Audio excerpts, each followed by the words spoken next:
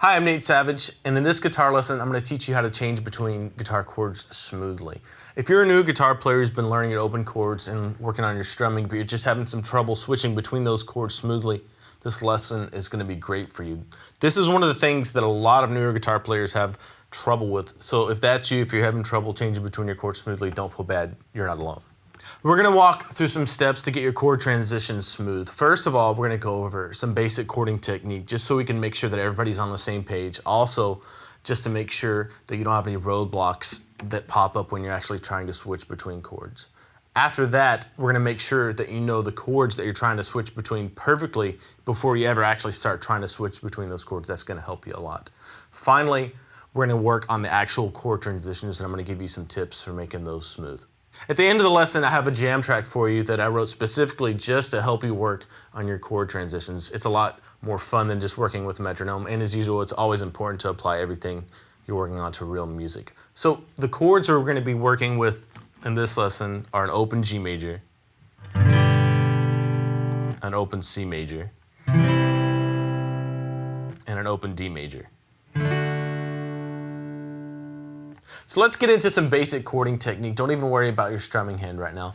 And let me just tell you, if you have really small hands or really big hands, you can still do this. I know 3- and 4-year-old kids that can make these chords, and I know really big people that can make these chords, and if they can, you can too. So to get started, just put your hand out and pretend like you're holding an apple or a baseball or something in your hand. That's a really good posture to start with when you're thinking about making chords. Make sure to stay relaxed too. So keep that posture in mind, and then just come up to the guitar neck and put your thumb on the back of the neck right there. To take a look at our chording technique, let's use a C major chord, an open C major chord. I know a lot of people have trouble getting this one right when they're first starting out. So one thing that you're going to want to remember is to come right down on the very tips of your fingers. And if you don't know this chord, put your first finger on the first fret of the B string or the second string. Second finger is going to grab the second fret of the D string. And your third finger is going to grab the third fret of the A string. So make sure to come down right on the very tips of your fingers. Also, you're going to want to make sure you don't kink your wrist too far one way or the other. If you kink it too far this way, it's going to hurt after a while, and that's not good, right? If you kink it too far this way, there is no way you're going to ever get your third finger around to reach that note on the third fret of the A string. So make sure to have that nice relaxed posture like you're holding an apple or something. My wrist is bent a little bit, and I'm coming right down on the very tips of my fingers. Also, you're going to want to be right behind the frets. Get as close to right behind the frets as you can. That's going to help your chords stay buzz-free. Another tip I want to give you for making your chords is if you're having trouble reaching some of the notes on the fretboard, a lot of times you can solve that by bringing your elbow in closer to your body. And a lot of times people have trouble getting that third finger on the third fret of the A string. And if your elbow's out here, it's going to be hard to get there. If you bring your elbow in, it automatically puts your fingers in a better position to get all those notes. Now let's look at a G major chord and kind of just recap all this technique stuff we've been talking about. So a G major chord, your pinky is going to go on the third fret of the high E, middle finger is going to go on the second fret of the A, and your third finger can go on the third fret of the low E. You can make it with your first, second, and third fingers too, but I like to do it this way. Again, my hand's pretty relaxed, not kinked too far one way or the other. Fingers are right behind the frets. Elbow is in. And making a good sounding chord, right? Now, one tip that I might want to give you here is if you're still having trouble reaching and grabbing these notes and making clean chords, you might want to try the classical method of holding the guitar, just popping the guitar onto your other leg,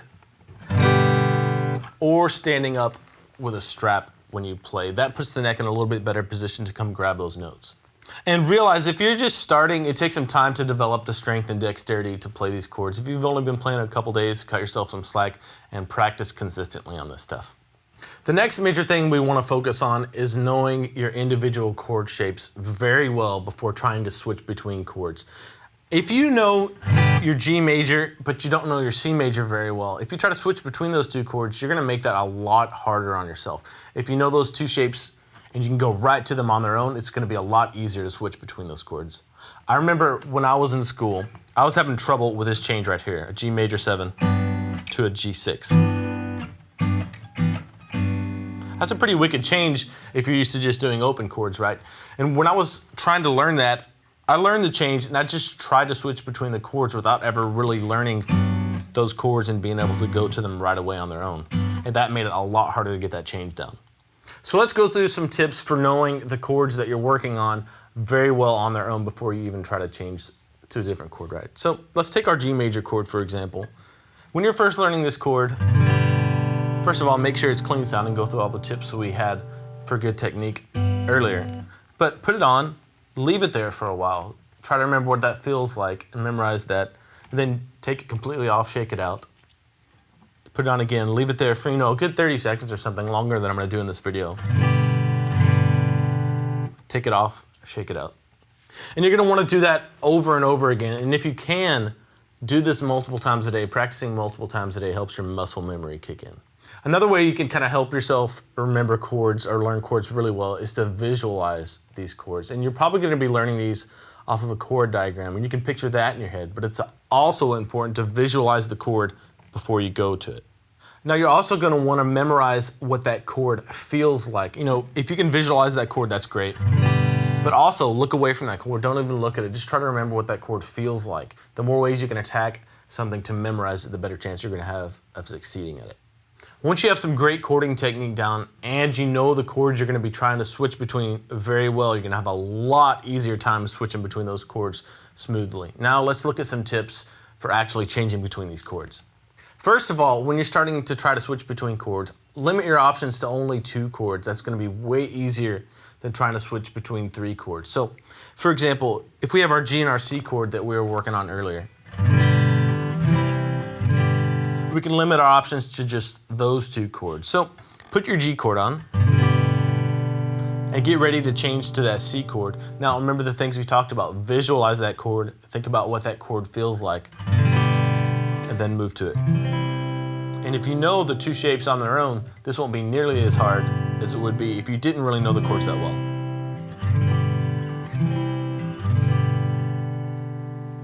And one tip I have for you is to think about going from the G to the C, and then from the C to the G as well. That may seem like it really isn't a big difference, but it feels different going from a G to a C than it does going from a C to a G. When you're playing with a song or a jam track, really try to be thinking ahead and anticipate the chord that's coming up, the chord change that's coming up. And I don't mean rush to that chord, you want to stay in time, but if you're playing a G and you know a C is coming up in a measure 2, be thinking about that C and be ready to change to it so you're not taken by surprise when you get to it. You can make that chord change clean and on time. This may sound like a lot to think about for you right now, but the more you do it, the more it'll come naturally to you, and you'll get better at changing between these chords smoothly without thinking about it too much. One of the biggest keys to getting all this to click for you is consistent practice. When we practice consistently, what we're doing is programming our muscles and our minds to do what we want them to on the guitar. And like I mentioned earlier, if you can, it'd be great if you could practice this multiple times a day. That's going to help your muscle memory and your long-term memory kick in for these chord changes. Okay, now for the fun part of the lesson. To help you apply everything we've been talking about here, I have a jam track for you that you can use to work on your chord changes. It's pretty slow. That way you're going to have time to think about the chord changes. And what I would recommend doing is keeping the strumming really simple so you can concentrate on making those chord changes smooth. The chord progression we're going to be using here is a basic G, C, G, D chord progression. And if you don't know this D major chord right here, I'll teach it to you right now. Just put your first finger on the 2nd fret of the D string, 3rd finger on the 3rd fret of the B string, and your middle finger can grab the 2nd fret of the high E string. And leave the low E and A strings out, just strum the top 4 strings. But that's your progression, G, C, G, D. And each chord gets 1 measure, and that just loops over and over again. If you're not to the point where you can play along with this jam track yet, just work on the things we've talked about in this lesson. Remember, only tackle 2 chords at a time, so only work on your G to your C. Once you get that down, work on your G to your D. And once you can do that, you can pull up the jam track and give it a try. Here's how it might sound.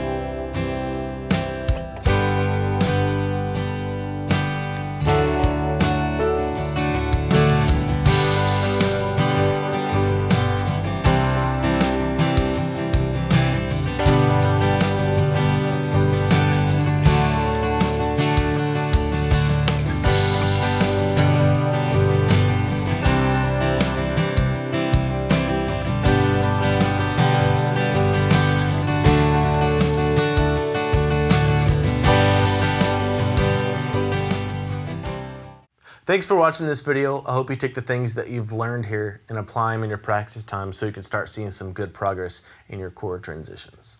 I know a lot of newer guitar players out there and a lot of guitar players who are just more advanced in years have trouble switching between chords because of finger dexterity problems. If that's you, if you have problems with that, you should check out my lesson on building guitar finger dexterity. It'll give you some more tips on switching between chords. If you have any questions about how to change chords smoothly, you can leave them in the comments below and I'll get back to you. I just launched a brand new guitar series that you can get right now for free. Just go to www.guitarsystem.com/free-series and I'll see you there.